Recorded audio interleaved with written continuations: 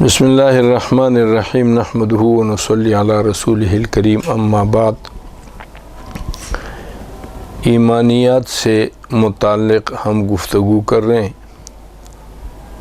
اس سے پہلے کے سلسلے میں ایمان سے متعلق کچھ تفصیلات جنت، جہنم، جنت کے نام اور ان میں رہنے کی اور مقام اور مرتبے کے لحاظ سے تفصیلات کا ذکر تھا۔ جہنم، اس کے نام اور اس کے مختلف طبقوں کا ذکر تھا۔ اب ایمانیات میں ایک بحث کلمے سے ہے۔ عموماً اصطلاح کے اندر 6 کلمے جو ہے وہ مشہور ہیں، 6 کلمے ان کو کہتے ہیں۔ کلمے میں جو ہے وہ 4 فرض ہیں۔ یہ 4 فرض بنیادی طور پر ذہن میں رکھنے چاہیے کہ کلمہ جو ہے یعنی کلمہ اسلام، یہ زبان سے کہنا، اور دوسرا کلمے کے معنی سمجھنا کہ یہ کلمہ کہتا کیا ہے، اس کا معنی کیا ہے، اور تیسرا اعتبار اور دل سے تصدیق کرنا، اور چوتھا جو ہے وہ مرتے دم تک کلمے پر قائم رہنا۔ یہ 4 چیزیں جو ہے یہ کلمے کے فرائض میں سے شامل ہیں۔ کلمے جو ہے یہ 6 ہیں، اور عموماً اس کا تکرار جو ہے وہ ہوتا رہتا ہے۔ بچے جب ابتدا میں مکتب میں آتے ہیں پڑھنے کے لیے، مکتب میں جب وہ سبق شروع کرتے ہیں الف با تا ثا، تو اس وقت ان کو جو اور باتیں سکھائی جاتی ہیں، تو یہ 6 کلمے جو ہے یہ بھی بچوں سے کہلوائے جاتے ہیں، ان کو پڑھائے جاتے ہیں، یاد کرائے جاتے ہیں۔ اور 6 کلموں کی تفصیل یہ ہے کہ پہلا کلمہ ہے لا الہ الا اللہ محمد الرسول اللہ۔ عموماً بچوں کو جب یاد کراتے ہیں تو ان کو اس طریقے سے یاد کراتے ہیں۔ پہلا کلمہ طیب، طیب معنی پاک، لا الہ الا اللہ محمد الرسول اللہ۔ یہ بچوں کو یاد کرانے کا ایک طریقہ ہوتا ہے۔ گھروں میں بھی مائیں اور جو ہے وہ دادی، نانی، بڑی بہن جو بھی ہے وہ بھی جو پڑھاتے ہیں تو اس ترتیب کے ساتھ جو ہے وہ بچوں کو یہ کلمہ یاد کراتے ہیں۔ تو پہلا کلمہ جو ہے وہ کلمہ طیبہ اس کو کہتے ہیں، لا الہ الا اللہ محمد الرسول اللہ۔ اس کا معنی یہ ہے کہ اللہ کے سوا کوئی عبادت کے لائق نہیں، اور حضرت محمد صلی اللہ علیہ وسلم اللہ کے سچے اور برحق رسول ہیں۔ اب لا الہ الا اللہ جو ہے پورے کلمے کی 2 جز ہیں، ایک ہے توحید اور ایک ہے رسالت، یعنی توحید کا اقرار کرنا، نبی اکرم صلی اللہ علیہ وسلم کی رسالت کا اقرار کرنا۔ پھر کلمہ جو پہلا جز ہے لا الہ الا اللہ، تو اس میں 2 جز ہیں، ایک ہے نفی اور ایک ہے اثبات۔ نفی کا معنی یہ ہے کہ اللہ کریم کے علاوہ جتنے بھی معبود ہیں، معبودان باطلہ، ان تمام کا انکار کیا جائے۔ لا الہ الا اللہ کہ نہیں ہے کوئی الہ، کوئی معبود برحق الا اللہ مگر سوائے اللہ کریم کے۔ صرف اللہ کریم جو ہے وہ معبود برحق ہیں، اللہ کریم کے علاوہ کوئی معبود نہیں ہے۔ اب یہ ہے کہ ہم یہ کہتے ہیں کہ معبود نہیں ہے، جبکہ دنیا کے اندر ہم دیکھ رہے ہیں کہ معبود ہیں، لوگ عبادت کرتے ہیں، کوئی پتھر کی عبادت کرتا ہے، کوئی درخت کی کرتا ہے، کوئی سورج کی، کوئی چاند کی، کوئی ستاروں کی، کوئی آگ کی، کوئی جو ہے وہ بت رکھے ہوتے ہیں، کچھ قبروں کی عبادت کرتے ہیں۔ تو اس لیے اس کے ساتھ جب ہم ترجمہ کرتے ہیں تو اس بات کا اضافہ ساتھ کرتے ہیں کہ اللہ کریم کے علاوہ کوئی معبود برحق نہیں، اور اس لیے اس میں جو ہے وہ نفی اور اثبات، یعنی تمام معبودان باطلہ کی نفی اور وحدہ اللہ کریم کی وحدانیت کہ اللہ کریم معبود برحق ہیں اور اللہ کریم کے علاوہ کوئی معبود نہیں ہے، برحق نہیں ہے، وہ سارے جھوٹے ہیں۔ تو یہ دو جزوں کا اقرار اور اس معنی کو ذہن میں رکھ کر اس کا اقرار ضروری ہے۔ دوسرا جز ہے محمد رسول اللہ کہ حضرت محمد صلی اللہ علیہ وسلم یہ اللہ کریم کے رسول ہیں۔ پہلے بات جو ہے وہ ہمارے ایمان مفصل میں یہ بات گزر چکی ہے کہ اللہ کریم کے جتنے انبیاء کرام علیہم الصلاۃ والسلام نبی اکرم صلی اللہ علیہ وسلم سے پہلے تشریف لائے ہیں، ان تمام انبیاء کرام کو اجمالی طور پر ماننا، ان پر ایمان رکھنا، یہ ایمان کے فرائض میں شامل ہے۔ کسی ایک نبی کا انکار کرنا جو ہے یہ کفر ہے۔ اور نبی اکرم صلی اللہ علیہ وسلم کی تشریف آوری کے بعد ایک تو یہ ہے کہ نبی اکرم صلی اللہ علیہ وسلم کو اللہ کا نبی ماننا، دوسرا یہ ہے کہ نبی اکرم صلی اللہ علیہ وسلم کو اللہ کا آخری نبی ماننا۔ تو نبی اکرم صلی اللہ علیہ وسلم سے پہلے کسی نبی کے انکار کفر ہے، اور نبی اکرم صلی اللہ علیہ وسلم کی تشریف آوری کے بعد کسی نبی کا یعنی آپ کے بعد کسی نبی کا اقرار کفر ہے کہ اگر یہ اقرار کیا جائے کہ آپ کے بعد بھی نعوذ باللہ کوئی نبی آئیں گے تو وہ یہ کفر ہے۔ اب حضرت سیدنا حضرت عیسیٰ علیہ الصلاۃ والسلام جب تشریف لائیں گے اور آسمانوں سے وہ اتریں گے تو وہ نبی اکرم صلی اللہ علیہ وسلم کے دین کے تابع ہو کر نبی اکرم صلی اللہ علیہ وسلم کی طریقے کے احیاء کریں گے۔ تو مستقل نبوت ان کی نبی اکرم صلی اللہ علیہ وسلم سے پہلے تھی، اور اب جب وہ آئیں گے تو وہ الگ سے اپنے نبی ہونے کی حیثیت سے نہیں بلکہ نبی اکرم صلی اللہ علیہ وسلم کے دین کے احیاء کے لیے تشریف لائیں گے۔ دوسرا کلمہ ہے اشہد ان لا الہ الا اللہ واشہد ان محمدا عبدہ ورسولہ۔ میں گواہی دیتا ہوں کہ اللہ کریم کے علاوہ کوئی معبود نہیں، اور یہ گواہی دیتا ہوں کہ حضرت محمد صلی اللہ علیہ وسلم اللہ کریم کے بندے اور اللہ کریم کے رسول ہیں۔ اب یہاں جب نبی اکرم صلی اللہ علیہ وسلم کی نبوت کی بات اور گواہی ہم دیتے ہیں تو یہ ہے کلمہ شہادت، اس کو کہتے ہیں کلمہ شہادت۔ شہادت معنی گواہی دینا کہ ہم نبی اکرم صلی اللہ علیہ وسلم کے بارے میں یہ گواہی دیتے ہیں کہ وہ اللہ کریم کے بندے ہیں اور اللہ کریم کے رسول ہیں۔ اب یہ ہے یہ جو کہتے ہیں کہ اللہ کریم کے بندے ہیں تو اس کا مطلب یہ ہے کہ نبی اکرم صلی اللہ علیہ وسلم کے پاس خدائی اختیارات نہیں ہیں بلکہ وہ اللہ کریم کے کیا ہیں؟ بندے، اور اللہ کریم کے رسول ہیں۔ تو رسول ہونے کا مطلب یہ ہے کہ اللہ کریم کے مخلوق اور بندے یہ تو دنیا کے اندر بہت زیادہ ہیں، تعداد بہت زیادہ ہے، تو نبی اکرم صلی اللہ علیہ وسلم کی خصوصیت جو ہے وہ پھر یہ ہوئی کہ وہ اللہ کریم کے بندے ہیں اور ساتھ جو ہے وہ اللہ کریم کے رسول ہیں۔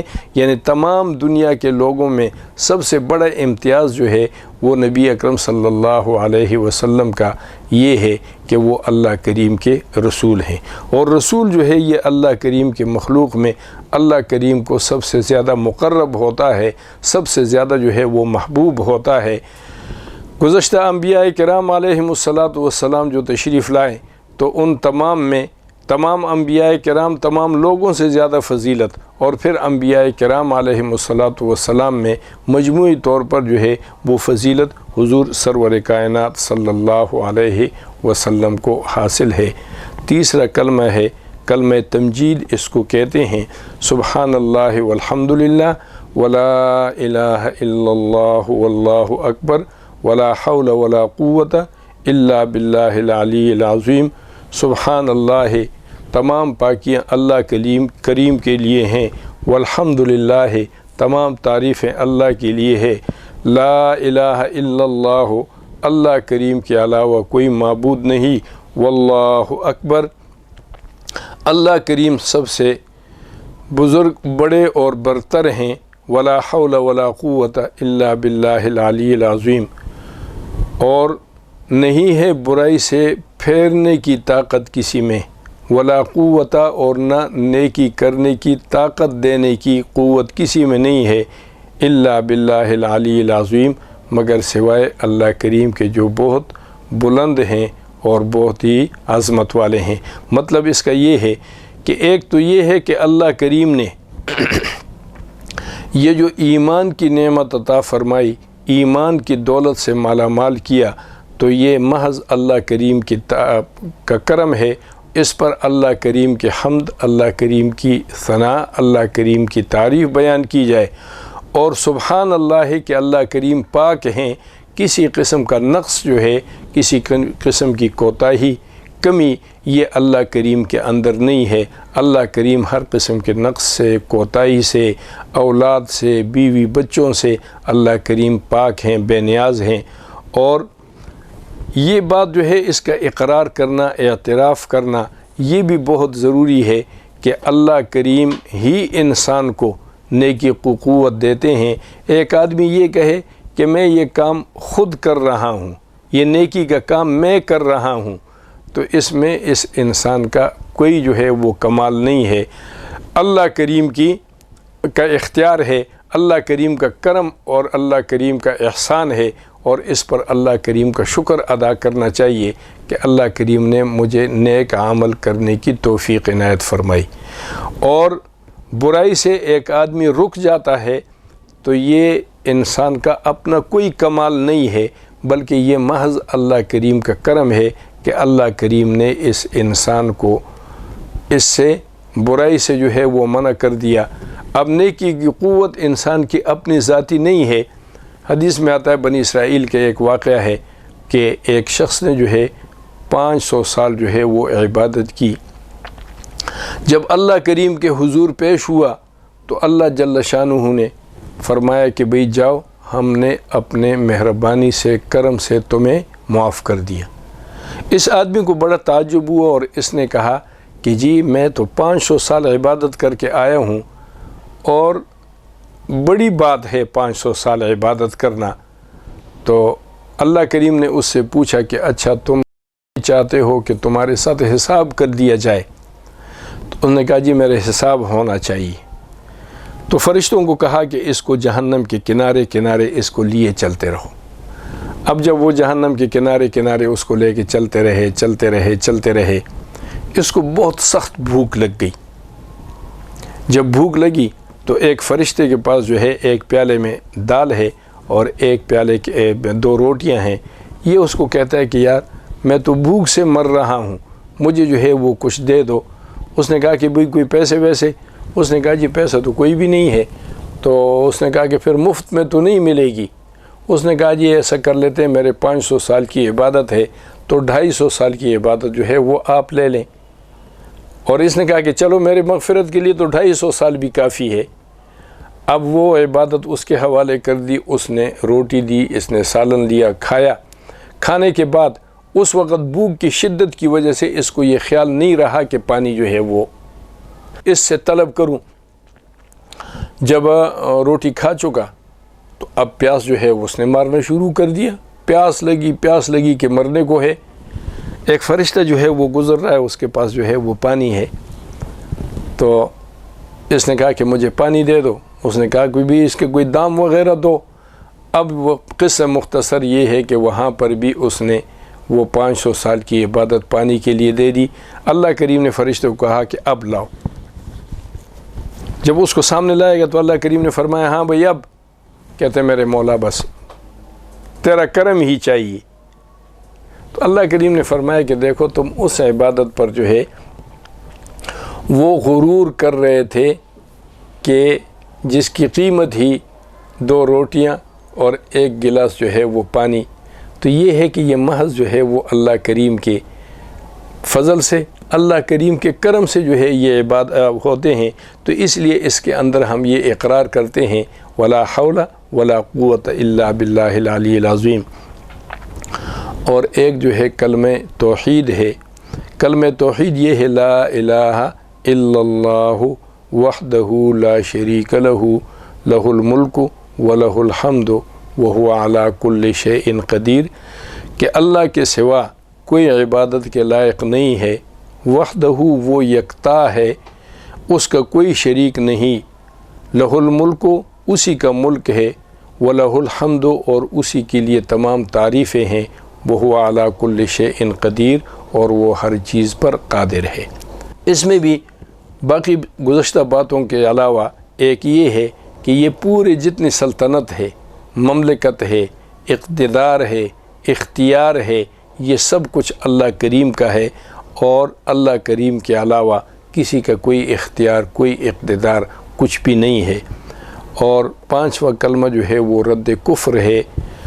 اس کے الفاظ یہ ہیں: اللہم انی اعوذ بک من ان اشرک بک شیئا وانا اعلم بہ واستغفرک لما لا اعلم بہ تبت عنہ وتبرأت من الکفر والشرک والمعاصی کلہا واسلمت واقول لا الہ الا اللہ محمد رسول اللہ۔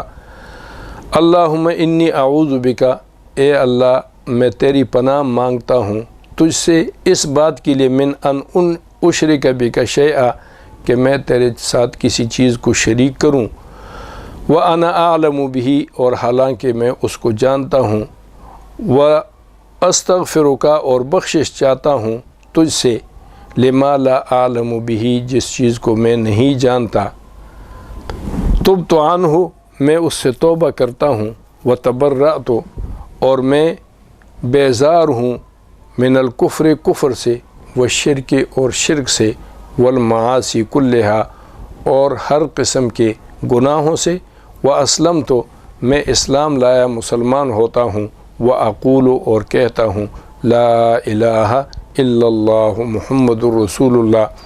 اب یہاں پر سب سے پہلے جو ہے وہ کفر سے اور شرک سے جو ہے وہ اللہ کریم کی پناہ مانگنی۔ اب ایک بات جب پہلے ہم کہتے ہیں کہ جب کرتے ہیں لا الہ الا اللہ محمد رسول اللہ، تو اس وقت ہم کفر اور شرک سے توبہ کرنے کی بات کہتے ہیں کہ کفر اور شرک سے توبہ کر کے یہ کلمہ پڑھو۔ یہاں پر جب ہم پھر کہتے ہیں کہ میں شرک سے تیری پناہ میں آتا ہوں، بعض دفعہ ایسے ہوتا ہے کہ انجانے میں، عدم علم کی وجہ سے، معلومات نہ ہونے کی وجہ سے آدمی کسی ایسے کام کا ارتکاب کر لیتا ہے کہ اس میں شرک کی آمیزش پائی جاتی ہے۔ تو اس لیے یہاں پر پھر جو ہے وہ اللہ کریم سے یہ پناہ مانگی جائے کہ اے اللہ اگر شرک کا کوئی کام چاہے میں جانتا ہوں یا یہ ہے کہ وہ میں نہیں جانتا اور مجھ سے عدم علم کی وجہ سے، نہ معلوم ہونے کی وجہ سے اگر مجھ سے کوئی ایسا کام سرزد ہو گیا تو میں اس سے بھی توبہ کرتا ہوں، اور ہر قسم کے کفر سے، شرک سے، گناہوں سے اور غیر معقول باتوں سے میں براءت کا اظہار کرتا ہوں، بیزاری کا اعلان کرتا ہوں۔ کوئی ایسی چیز مجھ سے ہو گئی ہے تو میں پھر اسلام لاتا ہوں، پھر کہتا ہوں وَأَقُولُ لَا إِلَٰهَ إِلَّا اللَّهُ محمد رسول اللہ۔ اور چھٹا کلمہ جو ہے وہ سید الاستغفار ہے، اور اس کی کلمات ہیں: اللہم انت ربی لا الہ الا انت خلقتنی وانا عبدک وانا علی عہدک ووعدک ما استطعت اعوذ بک من شر ما صنعت ابوء لک بنعمتک علی وابوء بذنبی فاغفر لی فانہ لا یغفر الذنوب الا انت۔ اللہم انت ربی، اے اللہ تو میرا رب ہے، لا الہ الا انت تیرے علاوہ کوئی معبود نہیں، خلقتنی اے اللہ آپ ہی نے مجھے پیدا کیا، وَأَنَا عَبْدُكَ تو میرا رب ہے اور میں تیرا بندہ ہوں، وَأَنَا عَلَىٰ عَهْدِكَ وَوَعْدِكَ اور میں تیرے سے کیے گئے عہد پر اور وعدے پر پابند ہوں۔ یہ جو وعدہ ہم نے کیا تھا کہ اللہ کریم نے ازل میں جو ہے وہ موقع ارشاد فرمایا تھا کہ الستُ بربکم، کیا میں تمہارا رب نہیں ہوں؟ تو تمام لوگوں نے حضرت آدم علیہ السلام کی تمام اولاد نے یک زبان ہو کر کہا بلا، کہ بے شک آپ ہمارے رب ہیں۔ تو یہاں اس عہد کی اور اس وعدے کی طرف جو ہے وہ پھر یہ انسان اپنی توجہ مبذول کرتا ہے کہ میرے مولا ہم نے تیرے ساتھ جو وعدہ کیا تھا، جو عہد کیا تھا، اس پر میں پابند ہوں، اور یہ ہے کہ مستطاعت جتنا مجھ سے ہو سکے۔ کوئی آدمی جو ہے اس کو اللہ کریم نے اس کے وسعت سے زیادہ کسی چیز کا پابند نہیں کیا ہے۔ لا یکلف اللہ نفسا الا وسعها۔ اب یہ ہے کہ عبادت انسان کتنے کر سکتا ہے، تو اس کے انسان کے جسم کے اندر ایک لمٹ ہے، ایک حد ہے، ایک دائرے تک انسان جو ہے وہ عمل کر سکتا ہے۔ اس لیے ساتھ جو ہے یہ بات کہنا بہت ضروری ہے کہ مستطاعت ہو، کہ میرا مولا جتنا، میں تو بہت کمزور بندہ ہوں، عاجز ہوں، تیرے وعدے کی پابندی کرتا ہوں، عہد کا پابند ہوں، لیکن جتنا میرے بس کے اندر ہے، اور جو میں نے کیا ہے، برائی جتنی بھی ہوئی ہے، تو اے اللہ وَأَعُوذُ بِكَ مِن شَرِّ مَا صَنَعْتُ، جو میں نے کیا ہے اس کے شر سے میں تیری پناہ مانگتا ہوں۔ اب یہ ہے کہ بعض دفعہ گناہ کا کام ہوتا ہے اور اس کا شر ہوتا ہے، اور بعض دفعہ یہ ہوتا ہے کہ نیکی کا کام ہے، نیکی کے کام کے شر سے بھی آدمی کو اللہ کریم سے پناہ مانگنی چاہیے۔ اب یہ بات آپ حضرات کے ذہن میں آئے گی کہ جی نیکی کا کام ہے اور اس کے شر سے بھی اللہ کریم کی پناہ مانگی جائے، تو نیکی میں شر کہاں آ گیا؟ تو دیکھیں، نیکی میں شر کا مطلب یہ ہوتا ہے کہ مثلا ایک آدمی نے حج کیا اور وہ آ کے سینہ چوڑا کر کے پھرتا ہے کہ جی میں تو حاجی ہوں اور میں تو حاجی ہوں اور لوگ مجھے حاجی کہیں، نماز پڑھ کے اور پھر نکلتا ہے۔ نماز جو ہے وہ ریا کے لیے کرتا ہے، زکوٰۃ دیتا ہے، صدقہ خیرات کرتا ہے، مسجد کے کام کرتا ہے، رفائی کام کرتا ہے، لوگوں کی خدمت کرتا ہے، لوگوں کی بھلائی کی باتیں کرتا ہے، لیکن اس تمام میں اس کا مقصود جو ہے بظاہر نیکی کی کام ہے یہ، لیکن مقصود اس کا یہ ہے کہ اس سے جو ہے لوگوں کے اندر میری واہ واہ ہو جائے، لوگوں میں میرا نام ہو جائے، تو یہ اس نیکی کے کام کا شر ہے کہ اس سے وہ نیکی کا کام جو ہے وہ ضائع ہو جاتا ہے۔ اس لیے جو کچھ بھی کیا ہے، یعنی برا عمل ہے تو وہ تو ہے ہی برا، شر ہی شر ہے، لیکن جو بھی آدمی کام کرے تو اللہ کریم سے اس کام کے شر کی جو ہے وہ پناہ مانگے، اور پھر اللہ کریم کی جتنی نعمتیں ہیں انسان پر، ان تمام نعمتوں کا آدمی جو ہے وہ اعتراف کرے۔ ابو لک بنعمتک علی و ابو بذنبی، کہ اے اللہ جتنی تیری نعمتیں مجھ پر ہیں میں ان نعمتوں کا اقرار کرتا ہوں اور اپنے گناہوں کا اعتراف بھی کرتا ہوں۔ فاغفر لی، اے اللہ میرے تمام گناہوں کو بخش دے، انہ لا یغفر الذنوب الا انت، کہ گناہوں سے بچنے کی طاقت جو ہے وہ، اور گناہوں کو بخشنے کی طاقت تیرے علاوہ اور کسی میں نہیں ہے۔ اسی ضمن میں ایک بات جو ہے وہ جنات سے متعلق ہیں۔ یہ جنات جو ہے یہ اسی طریقے سے مخلوق ہیں جس طریقے سے انسان ہیں۔ انسان مکلف ہے اللہ کریم کے انبیاء پر ایمان لانے کا، اللہ کریم کے احکامات کی تعمیل کرنے کا، نواہی اور منکرات برے اعمال سے بچنے کا۔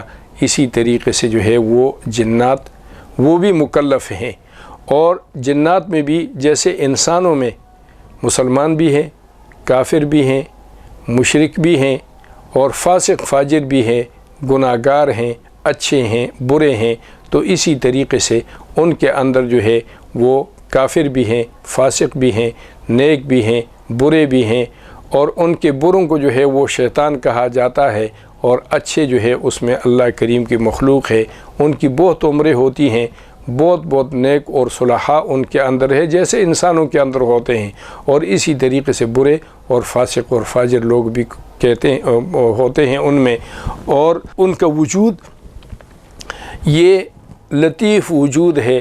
بعض کو اللہ کریم نے جو ہے یہ قوت دی ہے کہ وہ مختلف شکلوں کے اندر متشکل ہوتے ہیں، مختلف شکلیں وہ اپنا سکتے ہیں، بنا سکتے ہیں۔ ان کا وجود قرآن سے، حدیث سے ثابت ہے، اور ان کے وجود کا انکار کرنا کفر ہے۔